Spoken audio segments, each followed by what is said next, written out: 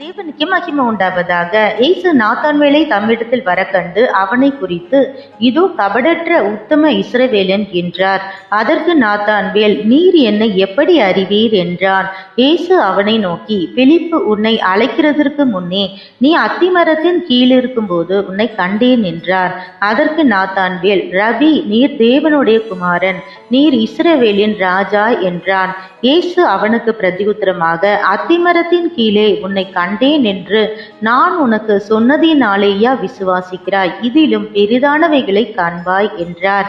இதை போன்று நாம் செய்கிற யோசிக்கிற காரியங்களை யாரும் பார்க்கவில்லை என்று நாம் நினைக்கலாம். இயேசு கிறிஸ்து நம் சிந்தைகளையும் நோக்கத்தையும் எதிர்பார்ப்புகளையும் நம் எல்லா யோசனைகளையும் அறிந்திருக்கிறார். நாம் நன்மைக்கு ஏதுவாகவும் தேவ பிரியத்துக்கு ஏதுவாகவும் ஊழியத்திற்கு ஏதுவானவைகளையும் நாம் சிந்தித்து கொண்டிருப்போம் என்றால், இயேசு கிறிஸ்து நம்மை வழி நடத்தும் அற்புதமும் ஆச்சரியமான காரியங்களை இன்னும் அதிகமாக நாம் காண்போம். அதுபோல நன்மைகளுக்கு ஏதுவானவைகளை நாம் சிந்தித்து கொண்டிருப்போம், பெரிதானவைகளை நம்மளுடைய வாழ்க்கையில் காண்போம். God bless you.